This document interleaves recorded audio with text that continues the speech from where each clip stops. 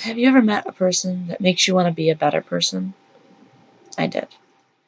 I was lucky enough to meet a woman many, many years ago that changed my life and then left it. She was my teacher, my advisor, and my role model. Mrs. Candace Coates was my English teacher for 2 years in high school. She taught me ninth grade, all about Romeo and Juliet. She made me fall in love with Shakespeare that year. In 10th grade, we learned about Julius Caesar. I personally never liked the play, but she made learning about it fun and interesting. She also created a learning environment where, at least for one class, my class didn't fight. And my class fought all of the time. Nobody got along.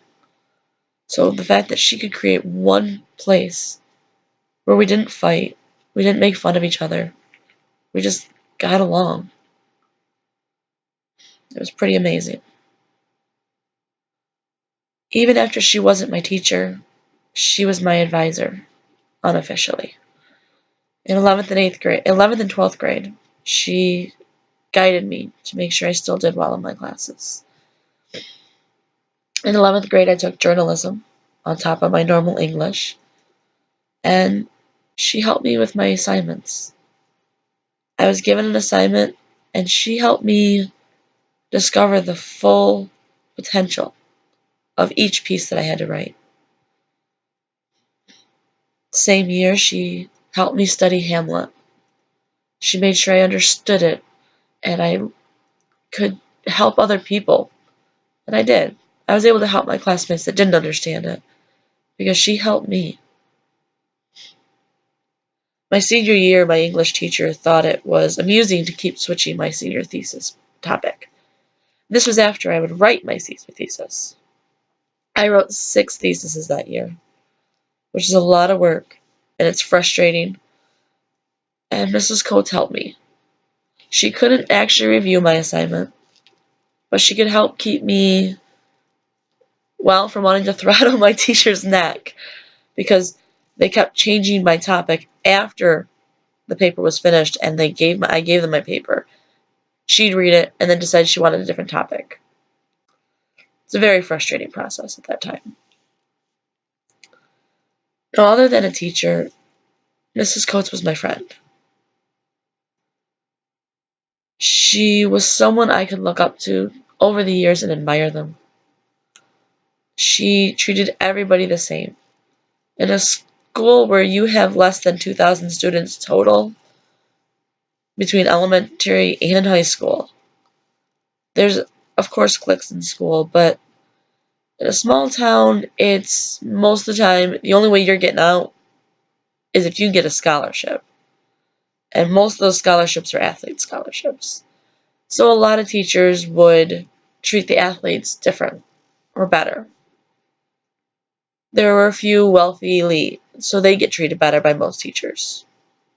Even at one point, I had a teacher tell me that my classmates were better than I was, and he wasn't referring to their athletic ability. It was just the fact that their name was better than my name.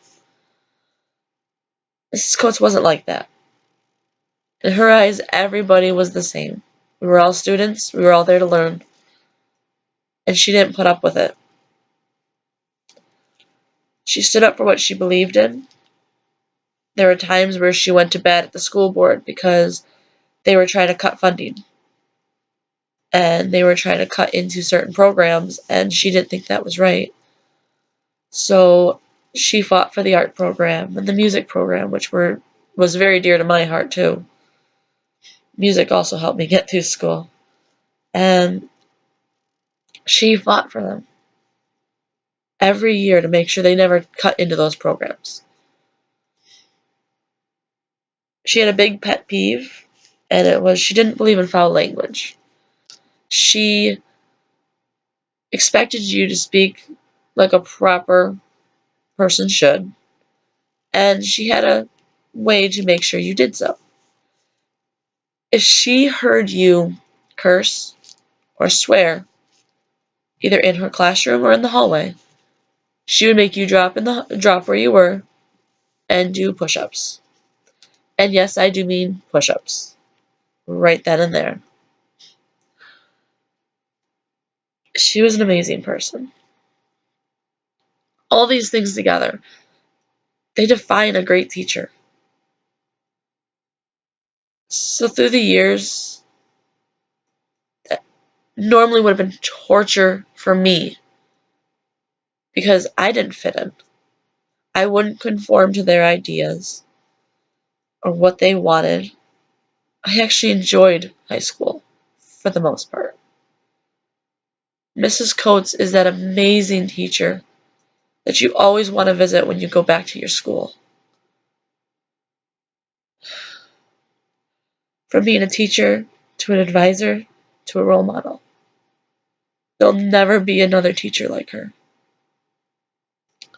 Unfortunately, I can't visit her. I can't talk to her in any way because she passed away in the summer of 2005. And I miss her so much. This is my way of honoring her and paying tribute to a woman that made what would have been hell for me something a little bit better.